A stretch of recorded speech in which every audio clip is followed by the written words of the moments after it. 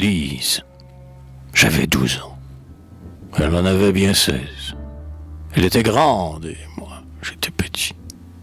Pour lui parler le soir plus à mon aise, moi, j'attendais que sa mère sortît. Puis je venais m'asseoir près de sa chaise pour lui parler le soir plus à mon aise. Que de printemps passés avec leurs fleurs, que de feux morts et que de tombes closes. Se souvient-on qu'il fut jadis des cœurs?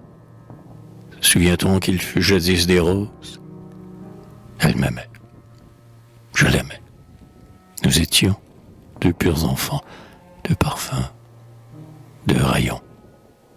Dieu l'avait fait ange, fille et princesse. Comme elle était bien plus grande que moi, je lui faisais des questions sans cesse, pour le plaisir de lui dire pourquoi. Et par moments elle évitait, craintive, mon œil rêveur qui la rendait pensive. Puis j'étalais mon savoir enfantin, mais la balle et la toupie agile, j'étais tout fier d'apprendre le latin. Je lui montrais mon Phèdre et mon Virgile. Je bravais tout. Rien ne me faisait mal. Je lui disais, mon père est général.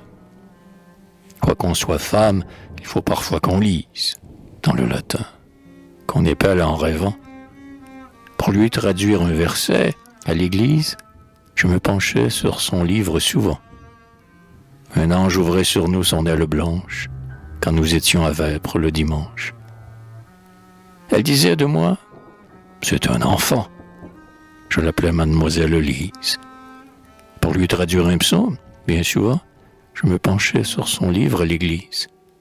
Si bien qu'un jour, vous le vîtes, mon Dieu, sa joue en fleurs toucha ma lèvre en feu.